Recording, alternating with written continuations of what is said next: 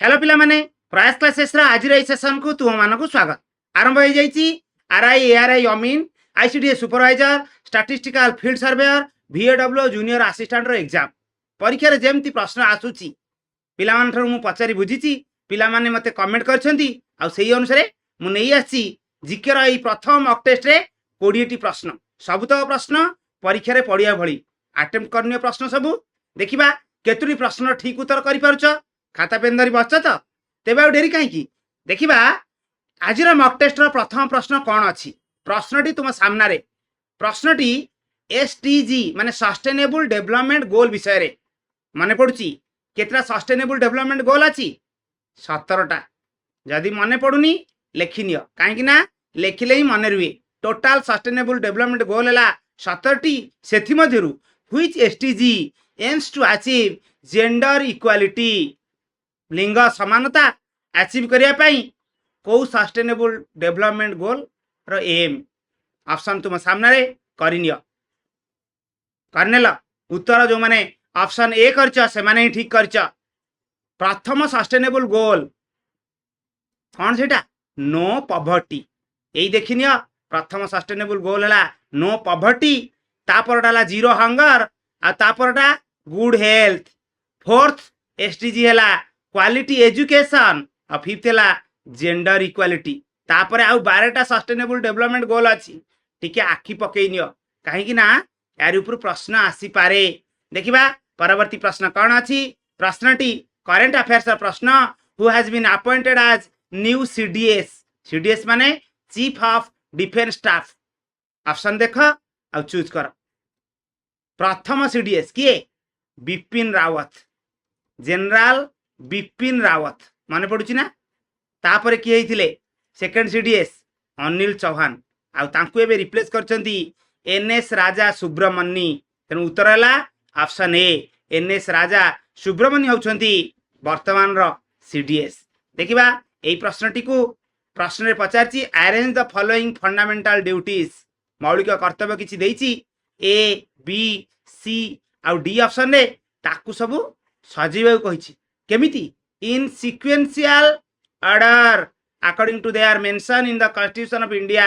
आमर संविधान रे जेमती मेंशन अछि जहा परे जहा मेंशन अछि फंडामेंटल ड्यूटी सेही क्रम रे सजेबा कहिछि ताले पढिनियो एई जो चारटा फंडामेंटल ड्यूटी अछि आ सजा कहा परे किए रहिबो को ऑप्शन टा ठीक रहिबो जे दरकार पडुछि वीडियो को पॉज करनियो किंतु ठीक उत्तर करबा दरकार आमे फंडामेंटल ड्यूटी जो वीडियो करथिले सेथिरे मु ट्रिक सिखैथिली केमिति सीरियली मन रखिबो काहे ना पचार दउची को फंडामेंटल ड्यूटीटा कोन तेणु जो मैंने देखीच बहुत बढ़िया से निश्चय करि परिबो पूरा अल्फाबेट रे जेमती A पर B B पर C C पर D सेमती प्रथमे फंडामेंटल ड्यूटी है A फॉर अबाइड माने मानिबो काहाकू कॉन्स्टिट्यूशन को मानिबो and respect its ideals and institutions तापरे B फॉर बोस माने नेताजी सुभाष चंद्र बोस तांका कथा मन पड़ले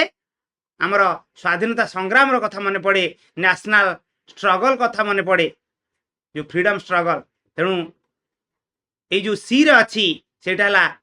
ता पर फंडामेंटल ड्यूटी माने second fundamental duty to cherish and follow the noble ideals which inspired our national struggle for freedom ता माने A पर C यही ऑप्शन टा कटि गला कहीं ना प्रथम अच्छी बी नुहे A तापर C को ऑप्शन अच्छी C ऑप्शन अच्छी ना तेणु A पर C ऑप्शन जो रहिला बोस माने फ्रीडम स्ट्रगल रो कथा तापर C A तापर B तापर C माने कंसोलिडेशन माने कोन यूनिटी आउ इंटीग्रिटी एकतार कथा तेणु एई जो ऑप्शन बी रे जो फंडामेंटल ड्यूटीटा देइची सेटा होची थर्ड फंडामेंटल ड्यूटी ताने बी रहइबो तापरे डी फॉर डिफेंड काहा को डिफेंड करिबा काहा को सेफगार्ड करिबा पब्लिक प्रॉपर्टी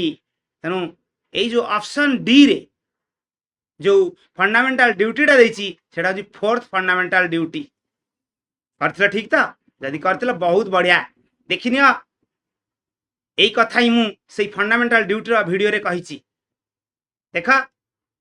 यही ट्रिक से वीडियो लिंक डिस्क्रिप्शन में देई नउची समय बाहर कर से वीडियोटी देखि नब जहाँ फल तुम बहुत कथा जानी परिबो देखिबा এই প্রশ্নটি 4 নম্বর প্রশ্ন during the reign of which dynasty in Odisha did a number of queens rule over Odisha Odisha रे को वंशर राजूती काल रे बहुत जन रानी राजूती करथिले ऑप्शन तुम सामने रे करिया पई चेष्टा कर उत्तर जो माने भमकर वंश करिच सेई माने ठीक करच सेथिरे 6 जन रानी राजूती करथिले प्रथम ना हला त्रिभुवन महादेवी 1 त्रिभुवन महादेवी 1 मन रख देखिबा এই প্রশ্নটি অন হুইচ ডেট ওয়াজ জয় Rajguru hanged by the British জয় রাজগুরু কেবে ফাঁসি দিয়া হইছিলা ইংরেজ মানে ফাঁসি দেইছিলে তুমি জানিথিব জয় রাজগুরু হেলে ফার্স্ট মার্টির প্রথম শহীদ ड्यूरिंग ব্রিটিশ রেজিম ব্রিটিশ শাসন কাଳରେ প্রথম শহীদ ଥିଲେ জয় রাজগুরু তাহলে কুহ কেবে সে শহীদ হইଥିଲେ কেবে তাଙ୍କୁ ফাঁসি দিয়া হইছিলা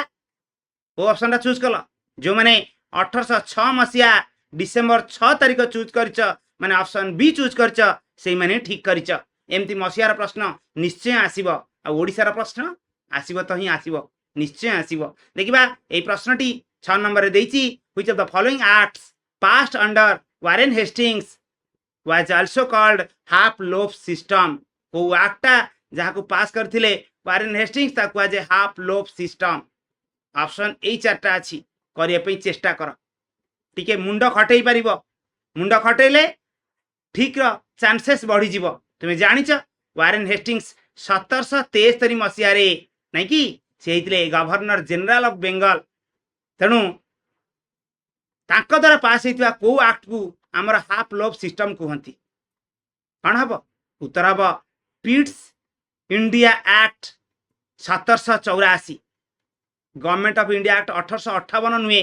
बहुत दूरर कथा 1773 रे सी हेले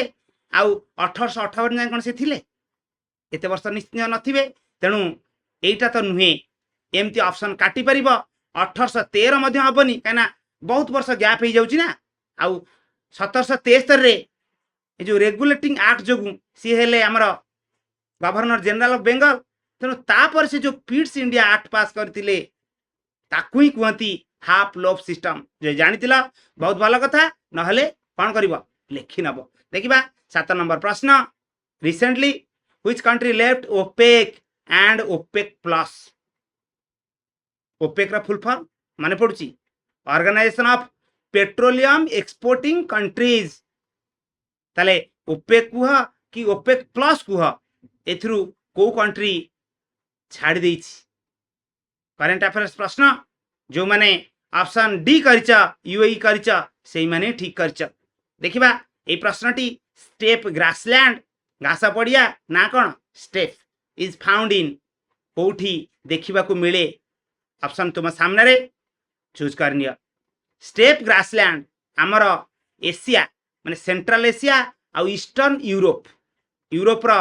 पूर्व भाग रे आ एशिया रो मध्य रे देखा जाए मध्य भाग रे आ तुमे जानिच दुई महादेशर देश किए रूसिया एटा एशिया आ यूरोप रे विस्तृत तेणु उत्तर हम ऑप्शन ए तुमे कहबो जो साउथ अमेरिका अछि सेठी जो घास पड़िया देखा जाए ता ना कौन मने पड़ुची मने पड़ुनी यदि लेखिनियो पंपास आउ ऑस्ट्रेलिया रे जो घास पड़िया देखा जाए ता ना कौन डाउन्स देखिबा परवर्ती प्रश्नटी कौन अच्छी 9 नंबर प्रश्न Himachal Himalaya is also known as तुम जानिच हिमालय रे शिवालिक हिमाचल आ हिमाद्री अच्छी ताले हिमाचल हिमालय रो अन्य ना कौन हिमाद्री जहाँ कहती ग्रेटर हिमालय नहीं कि निश्चय मन पड़ुथिबा ग्रेटर हिमालय जहाँ हिमाद्री सेया आउ शिवालिक शिवालिक है आउटर हिमालय आउ लेसर हिमालय कौन लेसर हिमालय है हिमाचल हिमालय हिमाचल तेणु उत्तर हम ऑप्शन बी तुम कह ट्रांस हिमालय हूँ हिमालय अपर पटटा आर पटटा देखिबा ए प्रश्नटी the second largest river in terms of length in India is length दृष्टि सेकेंड लार्जेस्ट रिवर भारत रे किए ऑप्शन देखुच ताल चूज करनिया उत्तर जो माने ऑप्शन डी चूज करच गोदावरी करच से माने ठीक करच यार दैर्घ्य 1450 किलोमीटर ताले प्रथम किए लेंथ दृष्टि भारत में प्रथम किए प्रथम हूँ गंगा जहाँ दैर्घ्य 2525 किलोमीटर 2525 किलोमीटर। देखिबा परवर्ती प्रश्नटी 11 नंबर कौन अच्छी the point on the surface of the earth which is fast one to experience earthquake waves. भूमिकंपर जो तरंग ताकू अनुभव कोठी प्रथमे करी हुए ऑप्शन अछि फोकस काल्डेरा हाइपोसेंटर एपिसेंटर यही सब ऑप्शन अच्छी करनेल जो माने एपिसेंटर करिच से माने ठीक करिच फोकस रे अर्थक्वेक सृष्टि हुए क्रिएट हुए आउ तार ठीक ऊपर जो एपिसेंटर अच्छी सेठी प्रथमे अर्थक्वेक वेव्स अनुभूत हुए एटा एपिसेंटर जोटा ये जो फोकस यार ठीक ऊपर अच्छी फोकस रे अर्थक्वेक वेव्स क्रिएट हुए। देखिबा ए प्रश्नटी 12 नंबर प्रश्न द ओडिया डेली दैनिक आशा तुम्हें जानी दैनिक आशा हूँ प्रथम Odia daily newspaper which began in 1928 मसीहाटी मन रखिबो and signified a crucial regional step was founded by माने दैनिक आशार फाउंडर किए ऑप्शन ये चार्टा अच्छी पढ़नी आ करने चेष्टा कर जो जान स्किप करनी कहीं नेगेटिव मार्किंग अच्छी उत्तर मन रखिबो उत्तर हूँ शशि भूषण रथ माने ऑप्शन बी जो मैंने कर बहुत बढ़िया गोटे कथा ये मन पड़ुची जदि पचारे उत्कल दीपिकार कथा उत्कल दीपिका कौन से हूँ fast Odia weekly newspaper fast Odia weekly newspaper मन रहा ता ना है उत्कल दीपिका।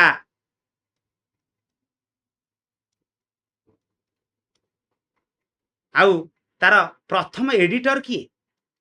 प्रथम एडिटर ले गौरी शंकर राय